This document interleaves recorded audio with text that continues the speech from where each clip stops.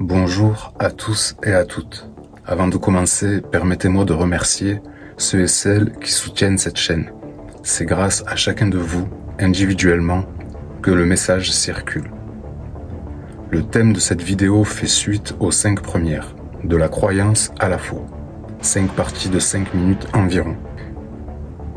Et si tu ne les as pas vues, je te conseille de le faire avant ou après cette vidéo.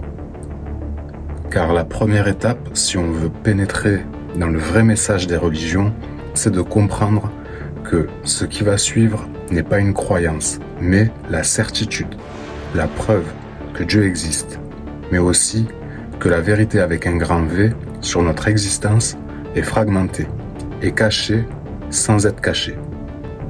Je me répète, et vous le constaterez, qu'il ne s'agit pas ici de vous donner mon interprétation, mais de vous donner, dans un premier temps, les preuves qu'il existe un message plus profond dans chaque religion, qu'il est fragmenté entre ces dernières, qu'il est dépourvu d'interprétation, de ce fait qui le rend universel.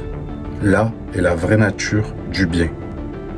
Car, comme dit ce mot, il s'agit de rassembler et non de diviser. Bi-un. Bi, double, donc diviser, et un. Voilà la vraie signification. Rassembler ce qui est divisé. Chaque mot possède une forme, un sens et une valeur. Laissons de côté la forme qui n'est que la surface et intéressons-nous à sa valeur. Je parle de sa valeur numérique. Car vous allez voir, on va rentrer dans une lecture qui, au fur et à mesure, vous fera passer 3 étapes. Stupide, dangereuse et évident. À ma connaissance, j'ai observé 2 sciences numériques.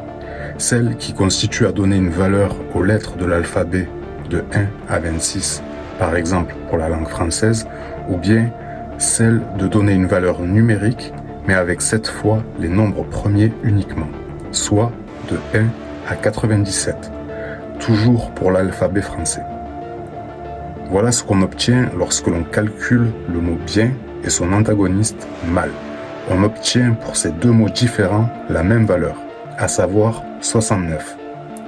Car le bien comme le mal font partie de la source. Ce n'est pas ma croyance, c'est un fait.